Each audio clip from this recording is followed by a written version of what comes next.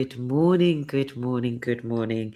Do you know what? Why am I putting on like a sort of lower voice? I feel because I've got a Sope on whose voice is like for anybody, and we are live. For anybody that's listened to Sope on either on his videos that are on LinkedIn or on his podcast, Sope, your voice is like it's like I almost feel like I need to start calling you the Barry White of LinkedIn. That's the comparison I would take. I like Darian's voice, so I'm leading with that. I might change my headline to that. Sope Agbelusi, the Barry White of LinkedIn. Good morning if you are joining us live. Please do say good morning in the chat.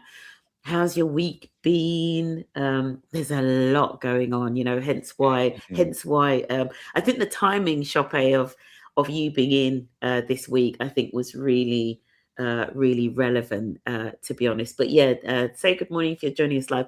Sope, how's your week been? I know that you've been traveling, so so you've had quite a busy one. Good morning, Adrian. Good morning. This part of Cornwall is grey. It's Ooh, grey where I am as well. How is it where you are, Sope? it is grey and it Yeah. is weird because to your point, like I was in New York this week and it was sunny. Like it was New beautifully York is sunny. sunny. Yeah. New York is sunny. So I was out there with my shorts and my t-shirt, like loving life, and then we arrived back into the rain. I was like, oh my gosh, yep, I'm definitely back home. Yeah. See, so even Sinani says, morning, your Sope, that voice. We've started a thing. This is definitely going to be a thing now, which I'm really pleased about. Good morning, Alicia Monroe. How are you doing? Let me know how. So Sinana, Alicia, Auntie Sinana, professional Auntie Sinana, and Alicia. Let me know how the weather is where you are. How you're doing. How your week has been. Today's topic, we're calling it leading through turbulence. There is a lot going on. And as I said in my post, cometh the hour, cometh Sope. So and we were just saying off camera, actually, you've come across you've been in New York this week, so you do quite a lot of work with clients in the States. So we're probably going to be getting into that. So get your questions ready. And actually, I was talking to Sope just before we went on live, and I don't think anything is off limits, right? So if you want to ask about, you know, how people are dealing with politics in the States and all of that sort of thing, this is the man. And there aren't many people that I get on here that are willing to almost like talk about anything. So we are for sure going to be doing that. So Sope, we have a tradition on here where I get Claude to write your bio, Oh, okay. and then and then you get to score it out of 10. So here is Claude's attempt at your bio. Today I'm joined by Sope Agbelusi. Sope is an executive coach and the founder of MindsetShift, where he works with senior leaders and leadership teams on what he calls the intention gap, the space between the leader you mean to be and the one who actually shows up when it costs you something. Over the past decade, he's coached leaders across some of the most demanding organizations in the world, including a program that reached over 1,000 leaders across 17 countries. He's also the host of the Everyday Leadership podcast. Welcome, Sope. Hmm. How did Claude do? Marks out of 10. No, I'm giving Claude a A 6.5. 6.5? What did Claude get wrong? You know how these AI tools like to hallucinate, right? One thing I would definitely change, and I think that's relevant what we're talking about as well. Yeah. It's the I'm going to say the title around exec coaching is just one of the Mm. elements of what we do. Like we run exec Mm-hmm. coaching, we run offsites for leaders, we run leadership development programs that are all bespoke to the Yes. companies we work with. And I would say that our role is to find out what the problem is within organizations or with the people that we're working with, that we're partnering with, and we Mm. are the medicine to their pain. Oh, And that's kind of nice. how I typically tend to frame things about it. Well, because like exec coaching, like, yeah, but that's just some of it. There are times when you're having strategy Yeah. conversation. That's not coaching that's needed in that time. It's a strategy Yeah. conversation. So that I need to help you to kind of Yeah. and think differently. So it depends on where we're ebbing and flowing. And for me, that's around how do you bring in the different elements of who you are into what you Mm. do. rather than just trying to fit it into one box. Because when you're dealing with Absolutely. people are very complex. Yeah. We don't all look and feel and sound in one particular way. I can speak to you today, and what you're dealing with, where you're at, Cheryl, is completely different to the Yeah. person who wants to speak to in 2 hours. So it's how Yeah. do you move to support the people that you're working with, whether it's the individuals, whether it's the team, whether it's the culture. That's kind of what it is. Yeah. You're so right, especially when you're dealing with leaders at the top of organizations. The work can be incredibly complex. I love what you said there, medicine for the pain, right? 6 out of 10. Claude is feeling the turbulence too. He sure is with that score. That's for sure.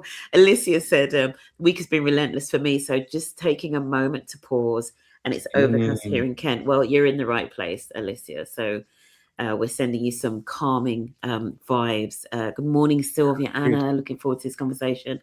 Yeah, it's interesting what you say there about coaching, and just, I guess, thoughts maybe in the comments on this, because there are a lot of people that have that title, like executive coach or just, coach. But even if it's just one-to-one with an individual, sometimes a coach can end up being the therapist, the confidant, all of these things wrapped up in one. And so when you think about organizations and the complexity in organizations, as you say, the senior leaders, and it's obviously not just about them, it's about them as leaders. So actually it's more about their interaction with others, and then the complexities of the organization and the externalities and all of that. It's really hard to sum up what you do for like a LinkedIn headline, isn't it? Do you know what I mean? That's what we're also, I guess, programmed to do. Because rather than just delete you or your post doesn't show up. So, and I was finding quite interesting was like, write this headline and this is what's going to work. I'm like, yeah, but for who? Because it might work for some people, it doesn't work for everyone else. Yeah. But it is what it is. I might Yeah. just, like I said, I might just change it to the Barry White of LinkedIn, and that will definitely come from the algorithm. And then, but that would create some curiosity for some people to be like, what's going on here? Yeah, you might get a whole different type of follower if you go with that title. But yeah, and one of the things, and I love the fact that obviously, you have your everyday leadership podcast, because part of the reason that I do these conversations is I think that we often need a lot more than you can put into a post or a caption or a headline. We need like the nuanced conversations where we really delve deep, right? So that's what we're going to be doing today. I want to start with let's just start with the whole title around this was leading through turbulence, and we are in turbulent times. And one of the things I was saying is it feels as though it's blowing in from across where you've just been in the States, right? A lot of the global and geopolitical stuff and the climate that a lot of people are feeling in their organizations, it feels like it's blowing in from the States, whatever it be, whether it's AI, whether it's the politics, whether it's climate change. It's all, what are your thoughts around that? And how is it feeling in the States for leaders at the moment that are leading organizations? It's feeling very confusing. I was describing it this week as it feels like a lot of leaders are in a dance where it's like we're about to move forward and do something, and then they stop and then pause and then move backwards. And a lot of that is based on the fact that geopolitical tensions is just unreal. Like you don't know what you are waking up to. And then next to that is the whole AI and tech conversations. Even like last year, for example, a lot of leaders were catastrophizing, like this is going to be bad. Everyone's going to take all our jobs, blah blah blah blah blah. Now it's like, oh, it's not. We need humans, we need people, and we need to work out how do we look at integration. And this heavy swings are happening in a very, very short space of time. And that's what feels the most destabilizing for a lot of people, a lot of leaders, that they want to make a decision, but at the same time, they don't want to make the wrong decision or have their head on the chopping block, because it's still very, very tentative. So that's one of the biggest, I guess, pressures that I'm seeing happening over there. But then, like to your point, Cheryl, it's over here. because Yeah. everything that happens over there, the whole world kind of feels it. It's just we live in a very interconnected world, and when you're working with teams, organizations that all connected and have different sport, everyone feels it. So even here in the UK is exactly the same as well. It's like, okay, we need to move fast, we need to move really, really quickly, and we need to integrate this. I'm like, yeah, but why are you doing what you're doing?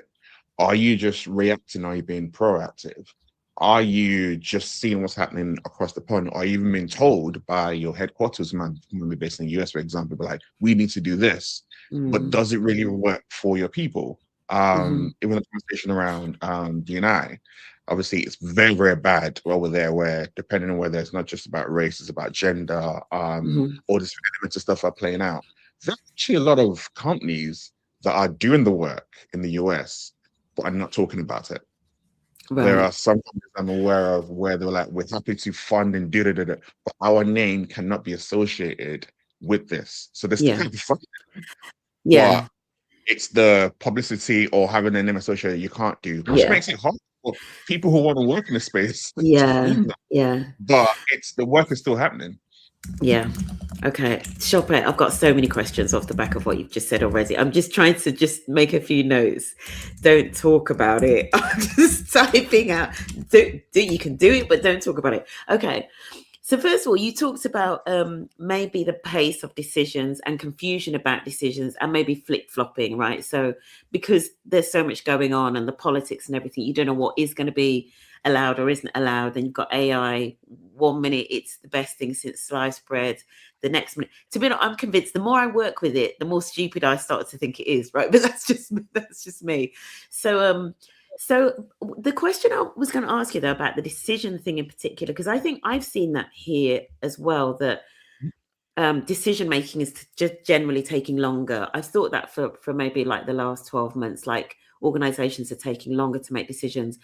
That has an impact on the people, right? On the people that are being led, that uncertainty, the ambiguity. I remember once working in an organization where we were working with a firm of consultants who shall remain nameless, and there was a phrase that started being used in the program, which was embrace the ambiguity, right? Which is great for people at a certain level or people of a certain temperament, but for the organization as a whole, and when you're leading, just, maybe give your thoughts about what that kind of like lack of certainty, ambiguity, volatility, what that's doing for people, and then, almost like how leaders have to respond to that or aren't responding to. Are leaders aware that it's challenging for individuals working in these environments where there's so much flip-flopping going on, and people aren't talking about things publicly, but maybe they're saying we're still invested in it, we're still doing the work. It feels quite stressful, for the people that are being led, right? It's really. And I still hear that phrase a lot around embracing the ambiguity, lean into that, and that's where you get the whole be more resilient. And that's another phrase that's coming out quite a lot. I'm like, that is great on one hand and sounds good, but if we were to look at it from two different lenses, one, as human beings, dealing with ambiguity is not good for us.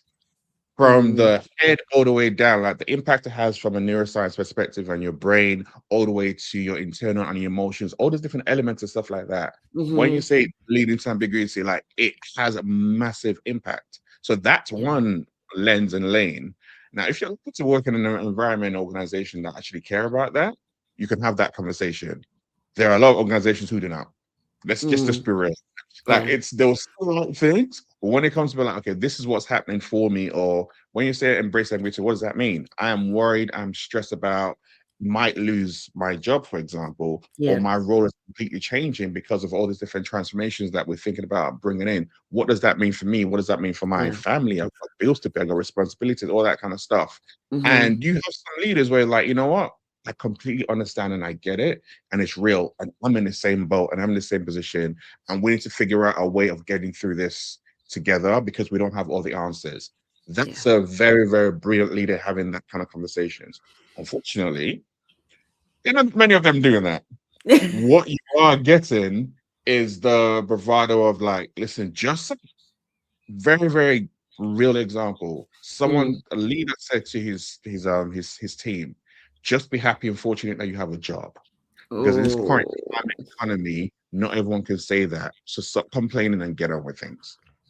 That's one example, but oh, there's several people like that talking that yeah. way. But the interesting thing is when you're then having to have the one-to-one conversations with some of the senior leaders, CXOs, and founders of companies, they are Mm, also worried. They are also under pressure. They also don't know what to do, how to move. And some of them like, I'm being looked at to be the one to lead and direct all these people. I have a clue what is going on. What I thought was going to happen 12 months ago hasn't happened now because things just keep on moving and shifting and evolving. yeah. And it's feeling very, very destabilizing. How am I supposed to do? What am I supposed to do in this space? That's kind of why, even like when we talk about and start around the intention gap, that's where I see it really start to play out. When Hmm. pressure hits, naturally, we will go into autopilot mode because it Yeah. is safe, it is secure. We don't know that's what's happening, but it happens to all of us.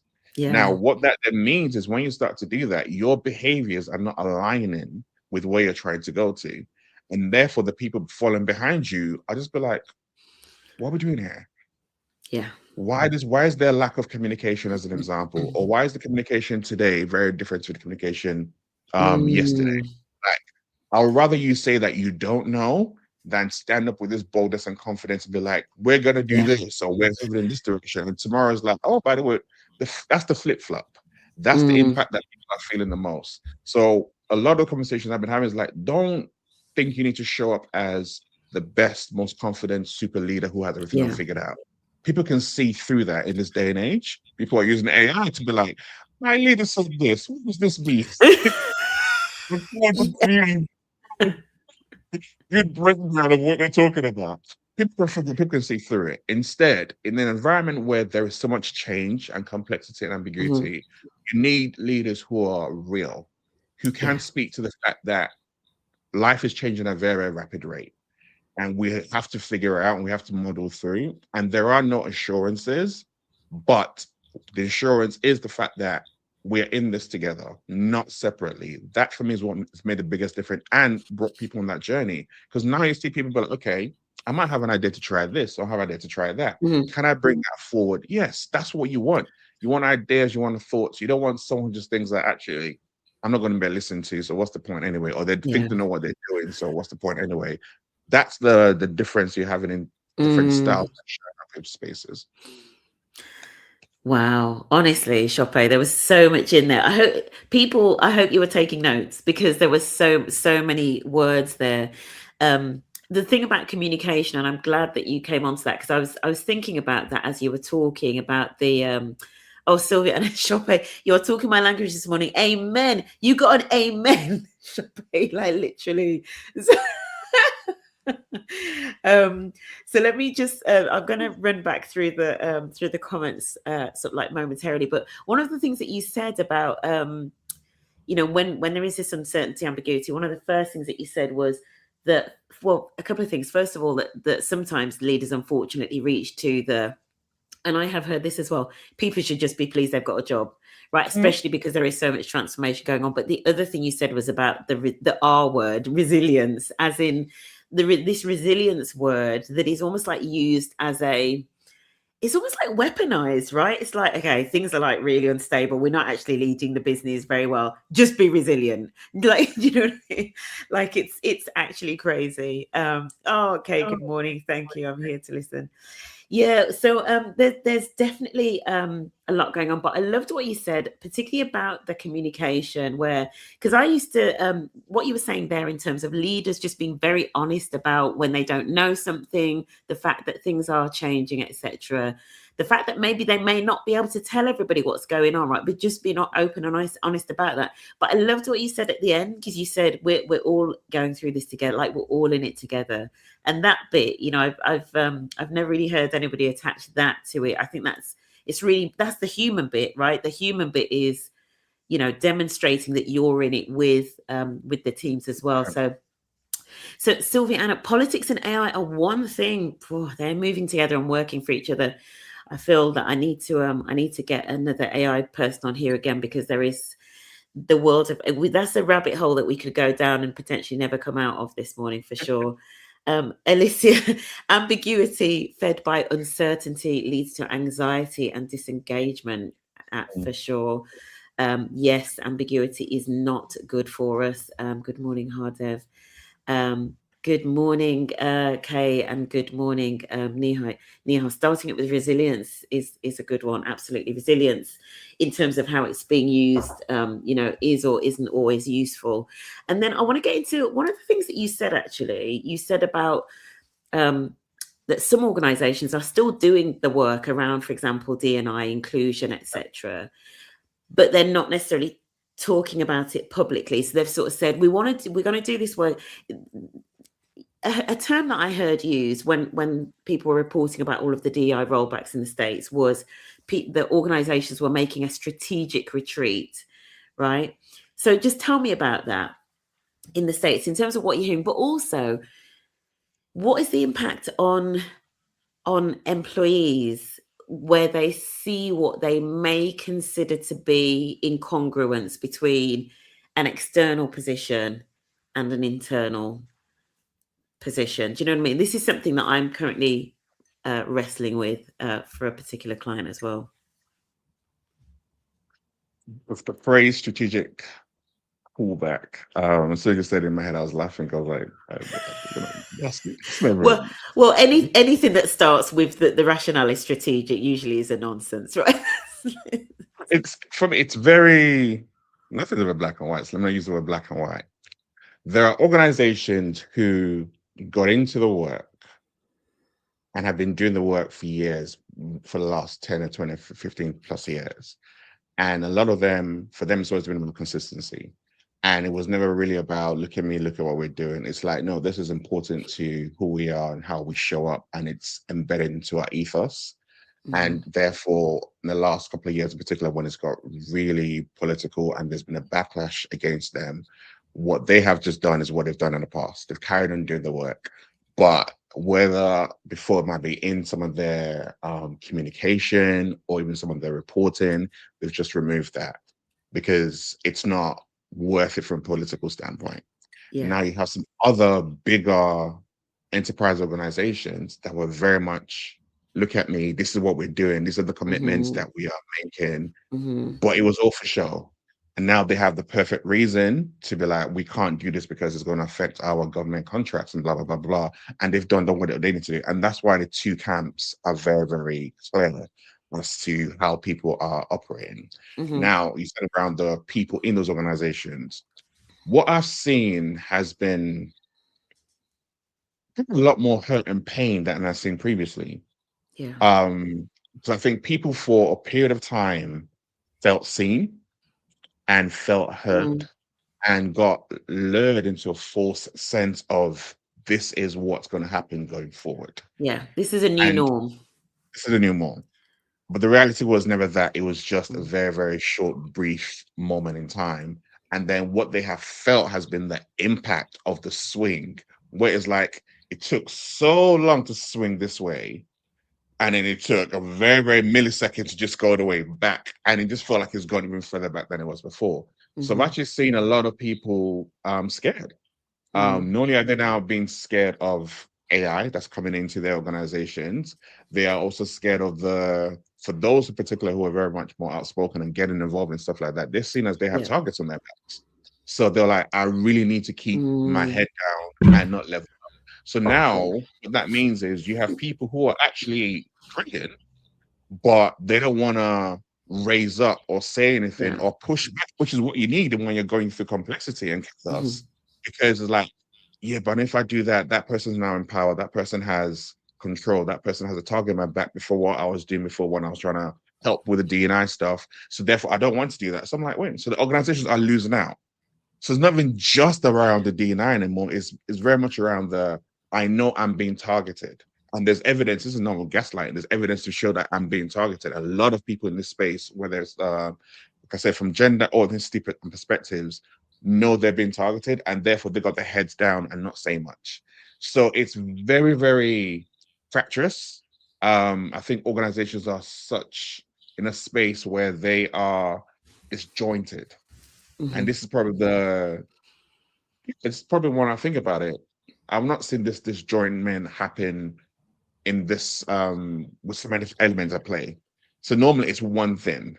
This time it's the political agenda that's creating some of that disjointment. And in fact, if you work in certain sectors, so one of the meetings having this week was with people in the financial services, and they were like, we have gone from talking about this to not talking about this. We do not talk about politics and financial services anymore, because if you do, this is going to create a problem. And then in that same conversation, I had someone from the education sector. She was like, well, we have to talk about this. And they had, so because it was a dinner with like people from 7 different industries, all senior leaders and some. And it's very interesting listening to the different approaches the different industries have. And then I asked the question, like, what is the impact on your people? Because whether you're talking about it or not talking about it, how are people feeling? And everyone said exactly the same thing. Everyone is worried. Everyone is scared. And this is real for us.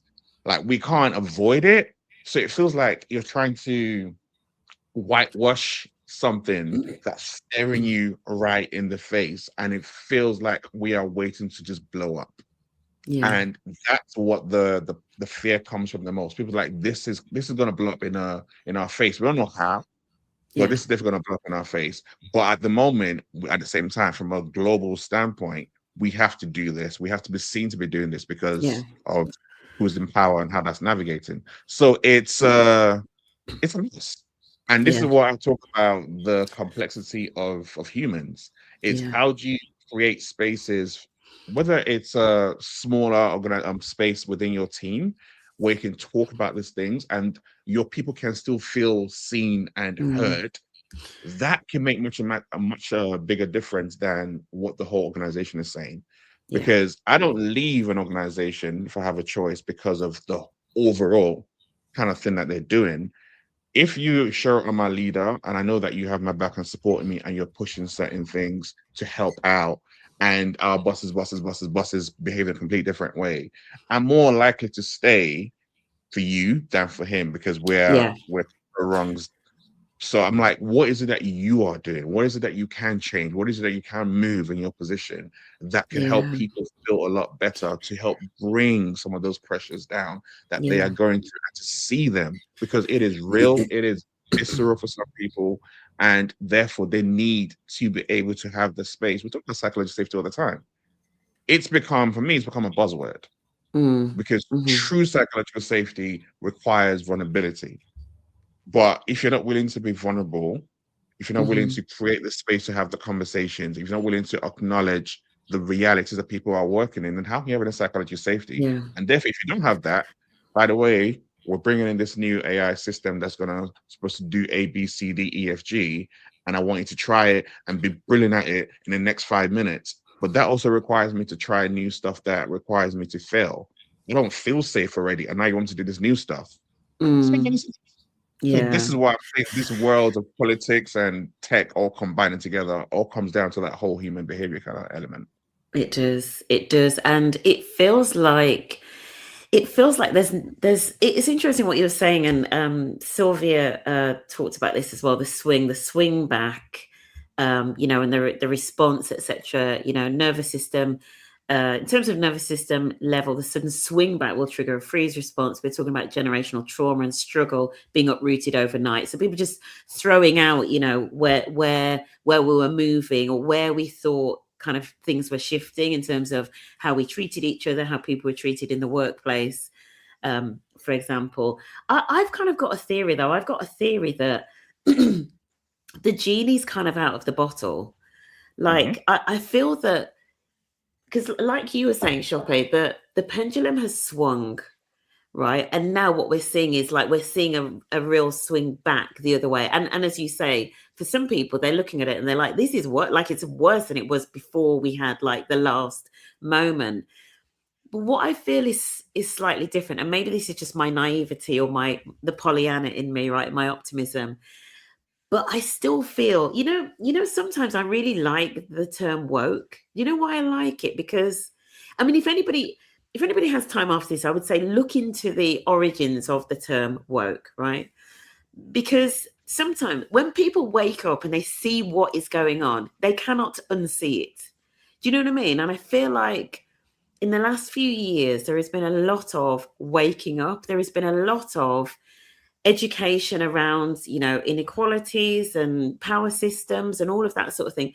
You can't just unsee that overnight. And I feel that, and this is me like almost like going on a rant. And I feel that like, even with things like social media, which can be used for good or, bad or whatever, but conversations around things like the influence of people that are running AI firms, running the tech companies, running the media companies, all of that, you can't just unsee it. Do you know what I mean? So even though the pendulum has swung the other way, I still feel that there is our levels of consciousness get raised each time, whether whichever way the pendulum is swinging, there is a level of learning that's being embedded. Whether or not we're happy with what we see, you can't unsee these things. And for me, just the final thing on this rant, the when things like, so we're now in World Cup season, right? When England play and it goes to penalties, right? Everybody in the country who is black or brown, who is black in particular, is thinking when a black player goes up to take that penalty, their heart is in their mouth because they're thinking, if that player misses, Lord, he's going to get it, right? That's what everybody's thinking. But we've reached a point now where everybody recognizes that. It used to be that it would just be the black people talking about it, saying, he's gotten a load of grief because it's a black person. But it's now, I feel like more people understand when they see things that are more overt. I mean, there's still a lot of nuance, don't get me wrong, but I still feel like, Martin Luther King says it, right? The moral arc bends towards justice, right, in the long run. And I feel that even though you have these shocks and these swings, it still veers towards progress.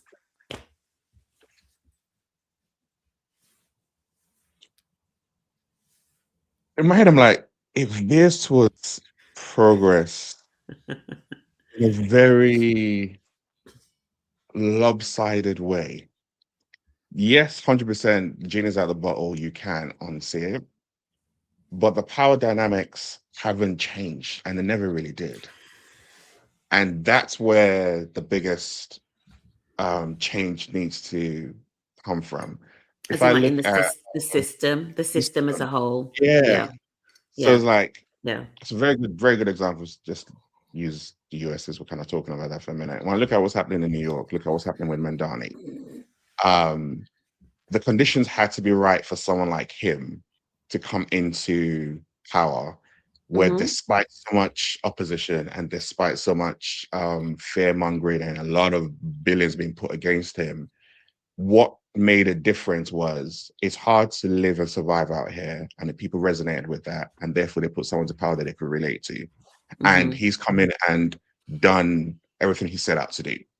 And it's such a refreshing thing where everyone's like, oh my gosh, why is it that politicians actually come in and stick to their word and actually make a difference? I'm like, because he's very much aligned to who he is, what it's about. Yeah. But the conditions have to be right for him to step into that role. People are just sick and tired of it. Yeah. Just like the conditions had to be right. Or for Labour to come into power. There are certain things in the environment where people were sick and tired of for things to change. So when I think about what you're saying around progress, I'm like, the progress has to be felt so viscerally that it creates the right conditions for change to actually push through. It can't be moments in time that's really going to help embed that change. Now, if to look at things that happened in the last couple of years, like the George Floyd, that kind of stuff, those are moments in time. Those are flashpoint moments, and they will never ever be the things that make that massive change. So that's where I'm looking at, like, okay, if Jenny is out of the bottle, and we really want to make progress, making progress towards what exactly are we trying to do? And that needs to be a more of a global aligned conversation that we have. But that will start with who we have in power. Because that's been massive. Like, we see what's happening right here in the UK. We see what's happening in Belfast. We see these little moments that people are utilizing for the bad. Well, how do we actually change and turn that around? You know, as a country, Here's what we stand for. Here's who we're about. And that's the same we have in organizations. Yeah. You need people to be able to come together and really, really bring their global force power together to really get that change going. Yeah, absolutely. And I totally hear you. Yeah, I totally get it. You know, how do we change the system? It's interesting what you said about the moments. And I guess the Pollyanna in me is like, you know, the world is made up of lots of small moments together. And it's almost like, I feel that it's all of these moments that lead to changes in the system as a whole. Do you know what I mean? It's like it's all of these, but maybe that's just my my Pollyanna view. Let's love how Cheryl redefined the word woke. I no longer feel the negativity around it. We surely need to open our eyes to what's happening for sure. All right, we need to reclaim woke. Maybe I need to get a t-shirt with it. I've got my gender t-shirt on. I did see we're gonna pull it back. We're going to get into intentional leadership. So almost see this as a little bit of a commercial break. I did see Kay put a point in here. Thank you for the reminder. Not that one there. People of different genders, particularly under threat right now. And I'm sure you must see that in the States as well. So thank you for raising this. This is the link between politics and people's lives, as in it is affecting people's lives. I don't know why I decided to put my gender t-shirt on today, but the t-shirt is Gender What a Drag. That's the t-shirt today. Sylvia, and in terms of nervous system, we've talked about that one, the grief of losing everything, every single hard fought win. That's the thing, I guess, about the pendulum and the moments that sometimes feel as though we're literally just oscillating, you know, between awareness, you know, a George Floyd moment, and then complete disaster, you know, all of the other things that are going on. My mantra at the moment is never let a catastrophe go to waste. And it's I love that. Never let a catastrophe go to waste. Good morning, Lisa Ardley Price. How are you doing? With challenge comes opportunity, bringing people together in the face of adversity. And I guess this is, you know, some of the things that are being said here. This is what you would expect. And let me just pedal back. I was going to say this is what you expect leaders to say. These people in the comments are leaders, and particularly the ERG leaders, who I feel, you know, you said something, Sope, about managers like almost like, you know, further down in the organization, so not necessarily just the senior leaders, and it made me think of ERG leaders and the role that they play, because often, actually, especially when this kind of stuff is going on, people often do turn to their ERG leads, you know, and they turn to the ERG and they'll be like, what should we do? You know, the company hasn't said anything. What do we need to do? And so, you know, some of these things, you know, these things that Lisa and Kay, for example, have said, this is the kind of encouragement and the kind of the shepherding that we need leaders to do, right, in these difficult times. Sylvia, and I get what you mean about the woke and your logic around it. The problem for me is that the system is power. System is power, as power has been preparing for the swing, and the rest of the world did not know. Sylvia, don't even get me started, because this morning I was thinking about a book. So one of my authors in here is Angela Saini. Everybody will know I'm a big fan. One of her books is this book here. So I love having my books now. If you want to know about the rise of the far right, this is the book you need to read. And it started a long time ago. You know, it definitely did not start with Trump 2.0. The power dynamics have not changed. This woke thing has been more for some of us white people who are finally seeing the system is structured to support only a certain type of people. From Yam, I'm only going to be able to read the first bit of this because I can't see the whole thing. Yam, and I know Yam is interested in your artwork, Sope, that's behind you. We had a masterclass in our community this week where the US rollback on EDI became a real talking point. I was heartened to hear a senior leader in our industry speak honestly about the pressure companies are under, while also being clear that the work still matters. His point was simple. The language might change, the route might look different, but good leaders will keep finding ways to protect the progress, because this is not just about saying the right thing, it's about serving people. Word. So your artwork, just before we Yam, see, you dropped some words, Yam, so we need to go back to your question about the artwork. Where is the artwork from, and what does it signify? Just let's have a The artwork is from it's an artist commercial break. in the artist is in Chicago. So I have this one behind me, and I've got literally another one in front of me, which is a bunch of kids laughing, and he created both of them. Yeah. And for me, it signifies a number of different things. One, it's around faith and prayer, which is super important to me. But also it's around the fact that we are all we're not black and white. We live in a world that's very colorful, and we as human beings are very, very colorful. And the more that we can actually bring out the different colors that we have and operate in, the more that we actually live a more fulfilled and enjoyable life. So that's what both of those two elements kind of signify to me, of just speaking to the human of who we are. And far too often we have to stay in one lane. I was like, no, we are a mosaic, and we wake up with a blank canvas, and our role is to paint as many colors as we can based on the gifts and talents that God has blessed us with. So once we do that, we live a much more fulfilled life. I love that. Amen. Hey, let the church say in the comments. There'll be an amen in the comments. Let me just do something that you talked about, obviously in your introduction, you talked about the intention gap. And I think, I know a lot of people that work in this space of like leadership and things like that. Just talk about the intention gap and why you sort of like focus on that. What happens? Why do leaders not follow through? It's interesting you gave the example of Mandani and the fact that he is, he appears to be like very, very aligned, very authentic, kind of like following through. This is what I've said. This is how I'm going to show up. This is what I'm going to do. What happens around the intention gap for leaders, and why do you think it's so important to focus on it? So I describe it as a space, did a good job as well, the space between who you tend to be as a leader and who you actually be when it costs you something. And a lot of times people think that the reason why your intentions don't work out is it's a motivation problem. It's not. It's a knowing versus doing problem. It's not. Like, most leaders know what good leadership looks like, and we have various examples of that. They can describe in a room, they believe it.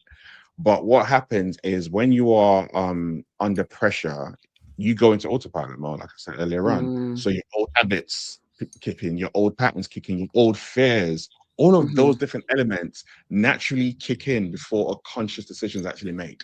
Yeah. And that's why the intentions typically fall into a gap. And especially in the leadership space, people be like, oh, like this is a performance issue. I was like, no, it's not performance, because with performance, better skills, better frameworks, better training, all that kind of stuff, you can do that, and the problem kind of closes. Yeah. With the intention gap, it goes back to identity. The person who is operating and running that organization or running that team, they are not the person they intend to be. A different version of them is showing up. I would say that is very much like having a brand new iPhone. Sorry, Android users. Having a brand new iPhone 17, and you're running on an OS system that is 5 or 6 years behind. Now, it might work and it might function, but there are a lot of things and features you would not be able to use on there because you're still using your old operating system. And that's why I would say, like, when you really recognize, oh my gosh, why is it that as an organization we set out to do this and create this environment for our people, or as a leader I set out to be this type of leader, but instead all my behaviors are exhibiting the complete opposite. What is going on? I'm like, that's because what you can see above the line, what you can see consciously, and what's happening underneath the line, which is subconsciously, are two different things. And what's happening subconsciously is the wiring. It's the roots, the script, is the armor. All those different elements and stuff like that are the things that are playing out. There's a quote from this neuroscientist, what's her name again? Jill Bolt Taylor, that I utilize a lot. When I say that we are not thinking creatures that feel, we are feeling creatures that think. So far too often, people will think that logic comes first. I'm like, no, like our emotions come first, our cognition comes first. And these two elements are super important for you to help you to make better choices, better decisions, to have clarity, which again, these are the things that are important when you're in those spaces. But if you don't recognize them, you will lose out. If you don't recognize them, your intentions fall into the gap. If you don't recognize them, you start to make really poor decisions. You start to take time with your decisions. And you now see things play out with organization change, AI adoption, leadership transformation, culture change, all these different elements and stuff like that. Those are the symptoms that you see happen when you don't know what's happening, what your operating system is utilizing. Yeah, I love that. I mean, it's pretty deep, right? And I think Sylvia Anna's kind of like summarizing it here, but and I especially love the bit that you said about like the emotions really is what's coming first. Like the emotions and the feelings are actually driving, you know, the thinking and then the behaviors, etc. And I feel like we then sort of then try to like retrofit the logic and the rationale to fit what we're feeling, like what our gut is telling us. And I think this with leaders as well, you know, so they make these gut decisions, or they lead with their gut, but then they do like some mental jiggery pokery to kind of try to retrofit it to make sure it all sounds very, you know, in like McKinsey speak or whatever, you know, very coherent in terms of this is the direction we should be going in. So it's a point of Yeah. Cheryl, and that's Uh-huh. part of what the interesting thing has been in the last really 12 to 18 months in particular. A lot of leaders will lead with a gut. But what happens when you can't trust your gut anymore? That's where you're not be like, what do I do? The one Yeah. thing that I've relied on for so much in my career, I don't seem to trust anymore because things around me are changing and shifting at a Yeah. much fucking faster pace than I'm used to. I don't know what to go and what to do. And that's Yeah. exactly why you're seeing the slowdown or the logical decision making, all these different elements, stuff like that. That all goes back into exactly what we're talking about. That's the intention gap at play right there. Yeah. It's really interesting. It kind of like yeah, do you know what, Sylvia? You've said you're in heaven today. I'm with you. Like I'm not even sure I was expecting this conversation today, right? Like, oh God. Because what it points to, which I'm not sure whether I was expecting this, but it points to, and actually it actually reminds me of a similar sort of conversation. It points to there's a lot of deep work that leaders have to do, right? To be able to lead effectively, especially through turbulent times. That's kind of like, as I'm sort of like processing a few things, and that's, I think, is what is coming to me. There is a lot of internal deep work that needs to be done for leaders to be really effective during these times. Sylvia Anna's got a little bit of business consultants here for you. I think there's got I've got another reflection for you, Shopper. You first of all, you've had the branding because you're like the Barry White of LinkedIn, right? You can have that one from me for free.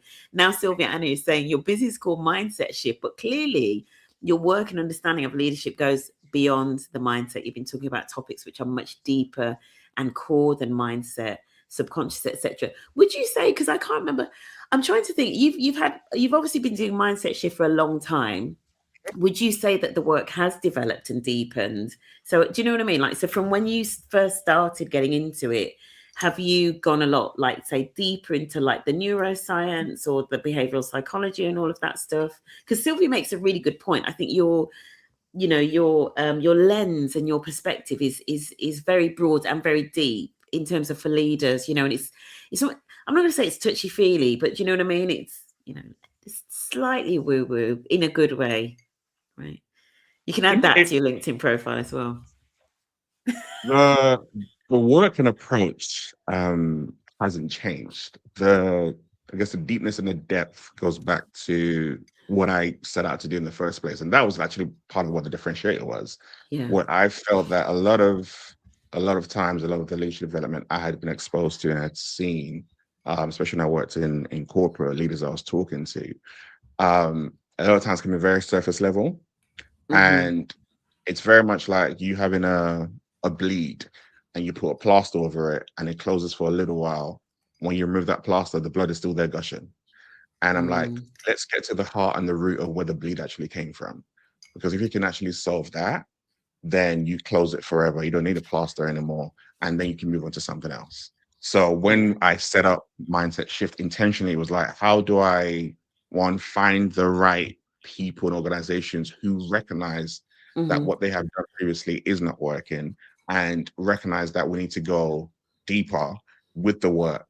And like what we're talking about, it still goes back into strategy and communication and human behavior and all these different elements and stuff like that.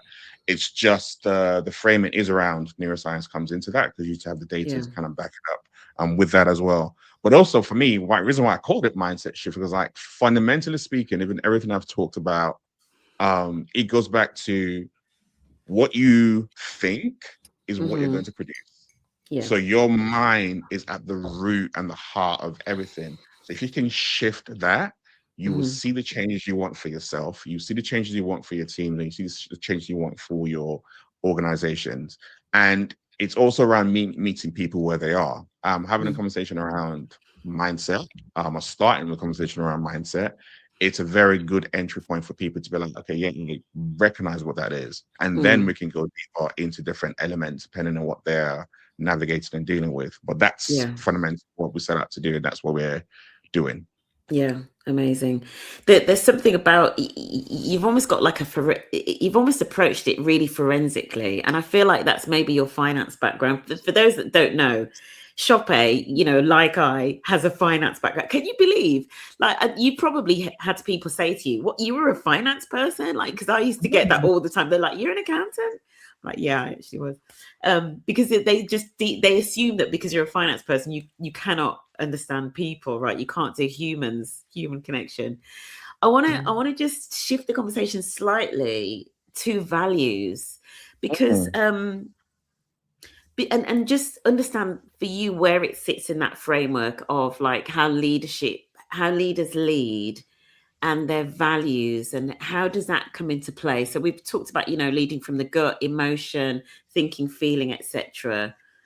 How do values come into that? Values and beliefs in particular. I'd just love to get your take on it. Values and beliefs are very, very important. Yeah. I say that values and beliefs, in theory, should be your North Star. Yeah. And the reason why I say in theory is because that's not always the case for everyone. But our values should be the things that guide us, to point us in the direction of what we need to do, how we need to do things, who we need to do them with. All these elements are super important. And what you're seeing play out is you have very much like I think it was Naima who talked about the leaders who are very much value aligned are the ones who are saying that, okay, we need to keep on doing the work. We need to keep on showing up. It might look different. It might sound different from a language perspective, but the core essential is this. That's value driven. Yeah. That doesn't change. Yeah. And I would say you can tell people who have great values are the ones who do not talk about it. They don't have it splashed on their wall. They don't have it splashed in their signature. It's anytime I talk about Cheryl, I can say that, you know what, she's a good person. She is someone who cares. She's someone who will go to bat for you. She's someone who would not, who I can trust to be like, whatever environment I'm in, she can talk right. She can say the right things about me. Blah, blah. That's the values. That's the character. That's super important. Now you have the other side where, again, I know what my values are, but my CEO is telling me we need to do this and we need to move in this particular direction, and I'm not aligned to what he's saying. But at the same time, I've got my responsibilities, I've got my mortgage, I got da. So we're just gonna lean in and do what needs to be done, and we're gonna get it done regardless. And I don't cast judgment on people, because I'm like, it's not my role to do so. Everyone has their different reasons of doing what they do. But you have in those two camps, because if I use that exact same example, you have some people who are saying, I'm willing to go to bat and go, not go against what my CEO is telling me to do, but push back and be like, actually, why are we doing this? Because this does not lie to who we are, or who we set out to be, and da. And you have some others who are like, I am not pushing back. I am not pushing my head. And that's where you see the two kind of camps playing out. And what happens is, depending on where you go in organization, you see the different elements of where some people are responding to, some people are not responding to, some people are not happy, some people are looking for new jobs and new roles, some people are leaving the space completely to go and set up their own thing because they're just sick and tired of being a cog in the machine and not working for organizations that are value aligned or leaders who are value aligned. So there's no one size fits all. Fundamentally speaking, whether you like it or not, I will say exactly something I started off with. we are all value driven. We are all value led. However, do we let those values direct how we show up day to day? That's where the choice element comes into it. Yeah, the whole values thing, it's really interesting. And as you were talking there about potentially like challenging, I couldn't help but think about some of the ERG leads that we got in the comments, because typically I almost feel like they are literally at the vanguard of, they've got individuals in the organization that are, directly impacted by a lot of the stuff that is going on, the geopolitical stuff, anti-immigration riots, rise in, sort of transphobia, homophobia, all of these kinds of things, people talking about scrapping the Equality Act, all of these things that are going on. And, so you have in the employee networks and the staff networks, people that are kind of going to the ERG leads. And I almost feel like the ERG leads are the ones then that are potentially having to say to, the senior leaders, their execs, come on, the organization needs to do the right thing here. Do you know what I mean? Like, they're the ones that unfortunately the onus is being put on to almost be like the moral compass, which it feels so unfair. It feels so unfair. But the one thing I would say, and we're going to be wrapping things up in about 5 minutes time, but I think there's something about, this is why, so my advice on the back of that would be to just get a really good working relationship with, if it's ideally your exec sponsor and or somebody else on the exec team, so that you can have these conversations. You can create the permission to challenge and say, look, as an organization, I don't think we should be doing that. I remember a really short story when I was in corporate. So when I was in the 9 to 5, I was doing probably one of the most impactful roles in my career, where I was like working directly for the CEO as like, I won't say bag carrier, right, but it was one of these development roles. And it was an organization where they made a price increase, right? So they made a price increase, and they were, with the messaging that was going out to the market, they weren't being completely transparent, even though the organization had said one of our values is transparency. And I said to the CEO, I said, we're not being transparent with that price increase. And they changed it. He spoke to the marketing team and he said, look, Cheryl's spoken to me and we're not being transparent. We need to change that messaging that's going out to the market. So I think there is something about, if you can create those relationships and create the space, and even explicitly ask for the permission, like say to the leader, is it okay that I call this organization out? When you and I have a conversation, is it okay if I say to you, this is where I think the organization is being incongruent with its, or misaligned with its values? Is something I would suggest. So just a little tip there from me. Yeah. And one other thing actually on the values, I was going to reach back for another book, but there's a book behind me which is called, have you heard of this book, The Righteous Mind? Why Good People Are Divided by Politics and Religion? It's by Jonathan Haidt. Yeah, it's one of my favorite books. I know. It's one of my favorite books because I tell you what it does in terms of, seen it. Yeah. He's the guy that's been championing for the social media ban for under 16s, right? But in that book, he talks about how our fundamental beliefs and values drive our decisions, even when we aren't aware of it. Like he's kind of like, sometimes it's so deep rooted, especially around morals and things like that. And that if we're not aware, we try to rationalize it and retrofit it back, but really it's a deep rooted value. So, I think to your point, there's definitely something I think about surfacing values of the organization, values of the individual, for sure. I've read his other books, The Happiness Hypothesis. Yeah. So yeah, but I know The Righteous Mind, and to read that one. Yeah, absolutely. Right. So, Sope, we're wrapping up. We've got about 2 minutes. What is one thing, as I say, we've got many leaders on this. We've got some people that work with leaders. We've got ERG leaders.